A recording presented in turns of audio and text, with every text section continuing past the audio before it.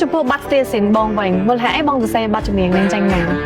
បាត់ស្ទាសិនហ្នឹងតែប៉ុន្តែខ្ញុំមានផ្លែខ្ញុំមានកម្រងទេរបៀបថាខ្ញុំជិះម៉ូតូលេងតាមផ្លូវហ្នឹងទៅក៏វា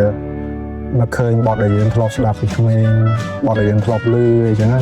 វាមិនមែនតែបទហ្នឹងទេវាលោតមកច្រើនណាស់តែថ្ងៃហ្នឹងខ្ញុំជិះម៉ូតូទៅស្រាប់តែវាលោតបទហ្នឹង ចា អូឡាស៊ីនស៊ីនអឺសែនហើយខ្ញុំប្រាប់មកហ្នឹងហើយខ្ញុំឧស្សាហ៍ផ្លេចហើយ ចាចា ចាអញ្ចឹងពេលដែលខ្ញុំនឹកឃើញ idea មួយឬក៏កំណត់អីមួយដែលវាចេញមកគឺខ្ញុំយកទូរស័ព្ទមក record ទុក ហ្នឹង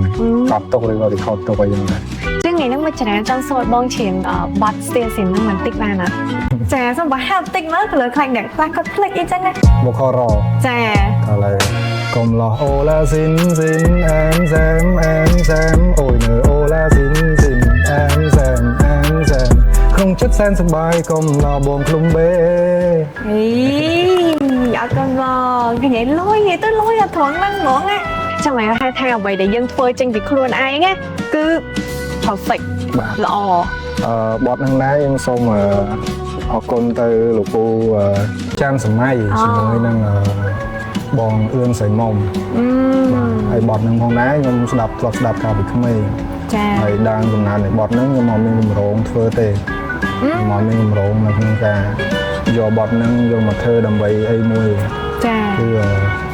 បទហ្នឹងខ្ញុំធ្វើដោយសារខ្ញុំគិតថាវាព្រោះវាលោយ ចា វាលោយអញ្ចឹងទៅខ្ញុំចង់យកអាហ្នឹងមកច្នៃឲ្យ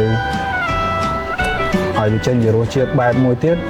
ហើយដាក់ចូលទៅក្នុងអ៊ីនធឺណិតសម្រាប់អ្នកទាំងអស់គ្នាបានដឹងដែរបានស្ដាប់ដែរ Yes